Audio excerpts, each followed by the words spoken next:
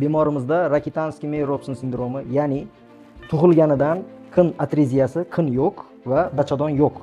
Tuxumdonlari saqlangan.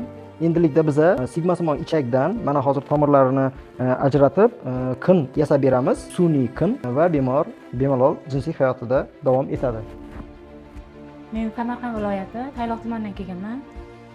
Yoshligimdan menda shu hayz yo'li tug'ma bek kasalligi bilan kelganman. Hamma joyga Samarqandga necha marta borganman, lekin bu yoqda apparatlari, anjomlari yo'q deyishgan. Keyin yuraverdim, oxiri bu yerda eshitib qoldim. Mana keldim, shu operatsiya qilishga yaxshi operatsiyalar.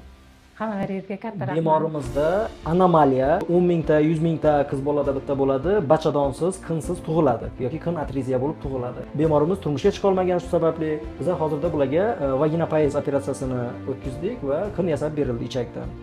Endilikda mana ahvollari yaxshi, ertaga beramiz. Yaxshi, hammasi operatsiya zo'r o'tdi. Hammalarga katta rahmat.